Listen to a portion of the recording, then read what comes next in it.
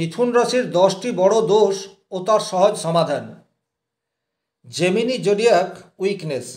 নমস্কার, আরও একটি নতুন ভিডিওয় আপনাদের স্বাগত জানাই। আমি শ্রী বিশ্বজিৎ। প্রাণবন্ত, সদা চঞ্চল এবং বুদ্ধিমত্তায় ভরপুর রাশি হচ্ছে মিথুন রাশি। কিন্তু এইখানেও একটি সদা কৌতূহল প্রিয় রাশি নিজেই কিছু কিছু ভুল সিদ্ধান্ত নেওয়ার ফলে জীবনে পিছিয়ে পড়ে। আজ আমি এইরূপ বাছাই করা 10টি ভুল বা 10টি দোষ এবং তার সহজ সরল সমাধান কিভাবে আপনি নিজেই করতে পারেন, এই ভিডিওটিতে কমপ্লিট অ্যানালাইসিস করার চেষ্টা করব।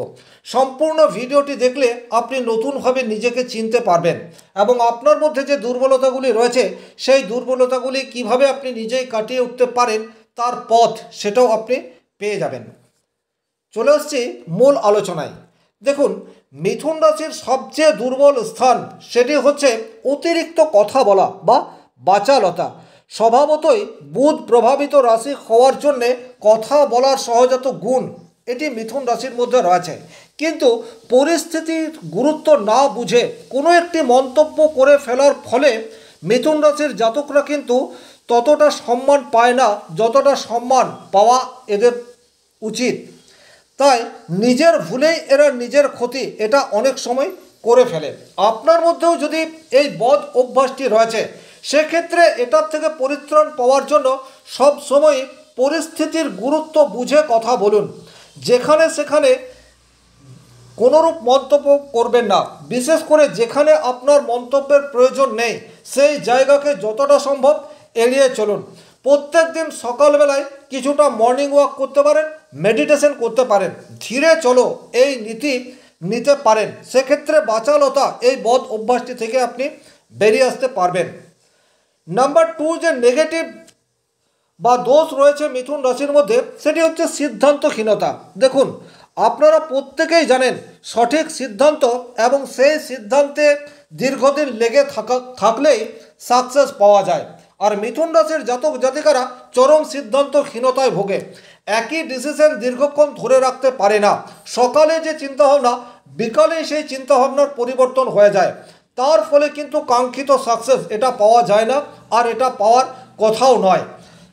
যদি আপনার মধ্যে এই দোষটি রয়েছে সেক্ষেত্রে আপনি যেটা করতে পারেন, প্রত্যেক দিন সকালবেলা ঘুম থেকে উঠে তুলসী পাতা মধু মিশ্রিত করে পান করতে পারেন।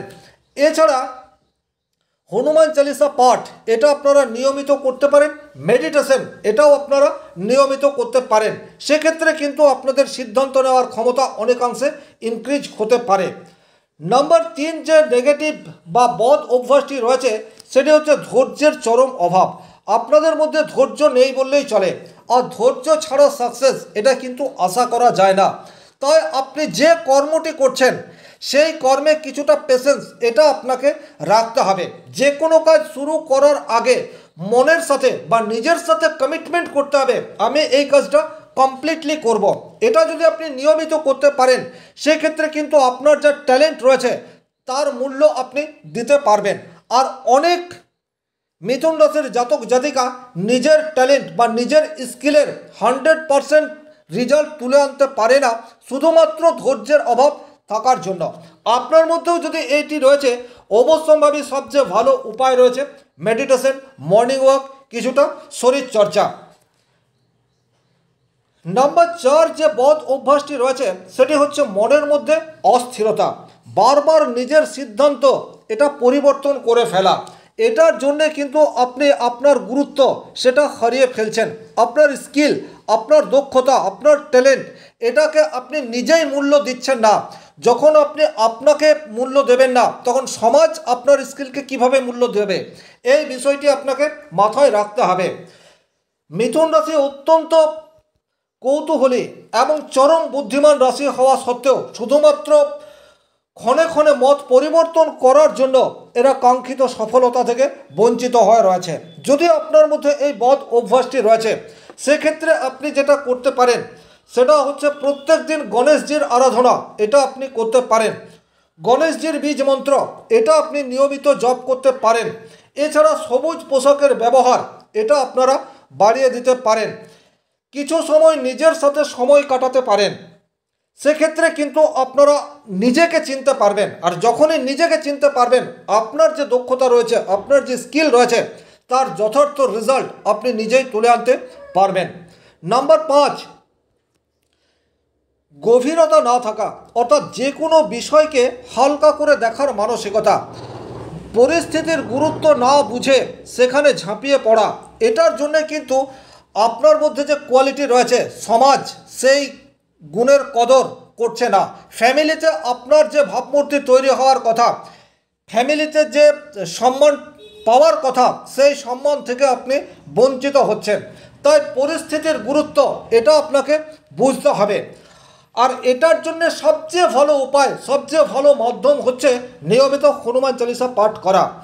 যদি আপনি নিয়মিত হনুমান চালিসা পাঠ করতে পারেন, বিশেষ করে কোনো শনি মন্দিরে গিয়ে তেলের প্রদীপ জ্বালিয়ে থাকতে পারেন, বা সেখানে বসে হনুমান চালিসা পাঠ করতে পারেন, সেক্ষেত্রে পরিস্থিতির গুরুত্ব সেটা আপনি অনেকাংশে অনুধাবন করতে পারবেন। আর যেদিন আপনার মধ্যে এই গুণটা প্রকাশিত হবে, সেই দিন থেকে আপনার সাকসেস সেটি কিন্তু আসা শুরু হয়ে যাবে। নাম্বার 6, অতিরিক্ত সামাজিক হওয়ায় আত্মচিন্তার সময় কম পাওয়া। অর্থাৎ আপনারা কিন্তু সদা পরের জন্য কাজ করতে উৎসুক, নিজের জন্য খুব একটা চিন্তাভাবনা আপনারা করেন না। আপনারা অবশ্যম্ভাবী স্বার্থপর, এই তকমা আপনাদেরকে দেওয়া যায় না।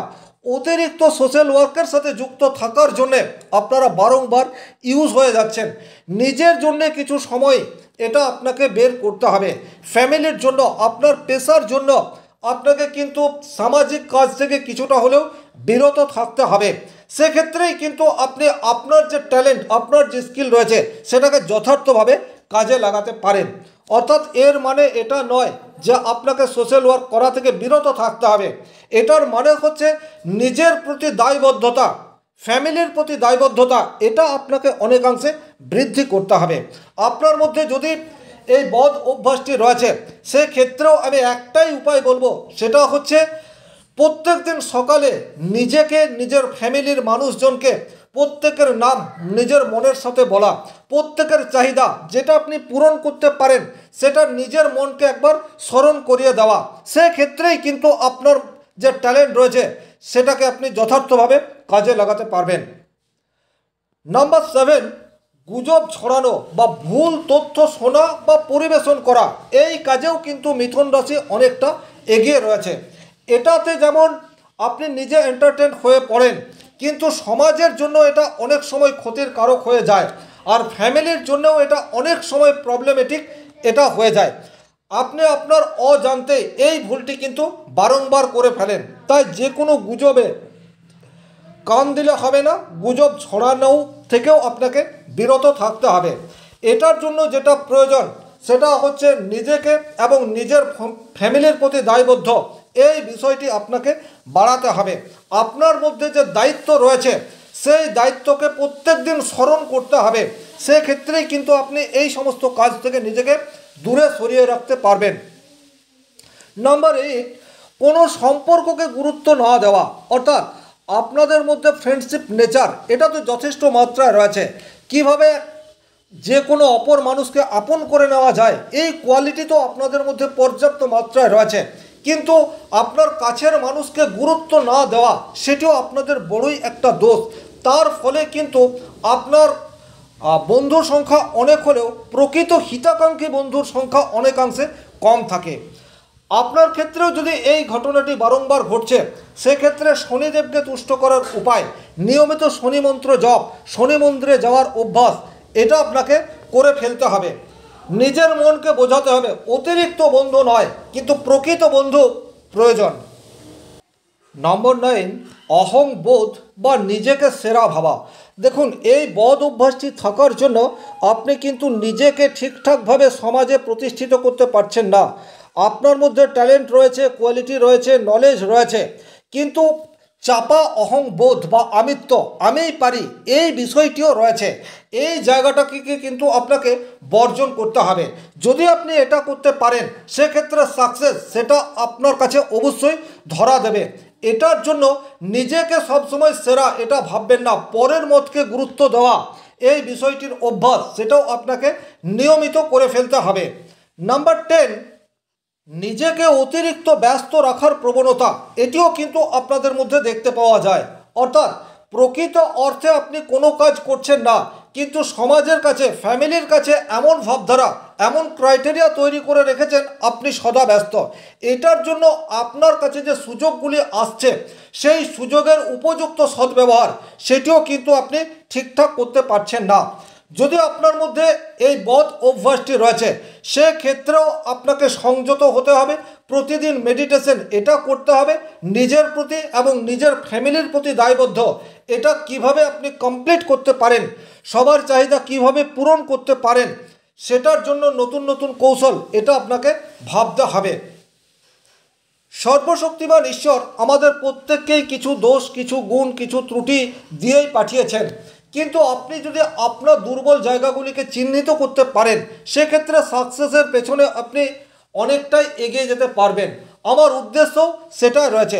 ফিউচার প্ল্যানিং চ্যানেলটির মাধ্যমে আমি বাস্তবসম্মত এবং বিশুদ্ধ জ্যোতিষ আলোচনার চেষ্টা নিয়মিত করে থাকি।